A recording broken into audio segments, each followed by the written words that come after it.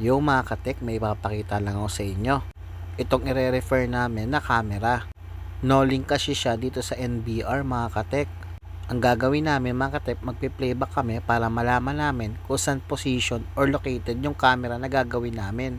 Para alam na namin kagad kung saan kami pupunta na camera.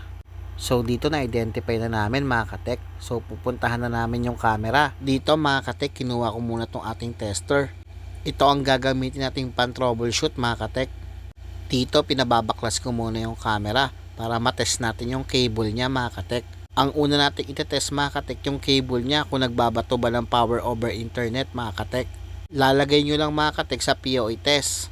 Tutusok nyo lang dito sa may port na may POE mga katek. Papatusok na natin dito sa kasama ko mga katek. Pag natusok nyo na, pipindutin nyo lang tong button na to mga katek para matest. Hintayin nyo lang may lumabas sa screen mga katek. May kita nyo dito, no POE signal detected mga katek. Possible sira yung switch or walang power yung box niya mismo.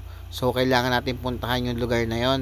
Binagyo pala dito mga katek, kung makikita nyo, nagbabagsakin yung mga yero. Baka nadama yung box natin or yung wire ng kuryente. Kaya i-check natin yan mga katek. So ito pala yung box natin dito mga katek. Aakatin na lang ating technical yan para tignan kung ano yung naging issue. Pagbukas namin ng box mga katek, walang power yung ating POE switch. Nag-test na rin kami ng kuryente, walang binibigay na 220 volts. Ang ginawa namin, binaybay namin yung electrical wire para malaman kung naputol ba. After nung makabit na namin yung kuryente mga katek, nag-test na kami ulit ng POE. Dito mga katek, na-read na natin yung POE switch na nagbibigay ng 54 volts. Ibig sabihin may kuryente na yung ating POE switch.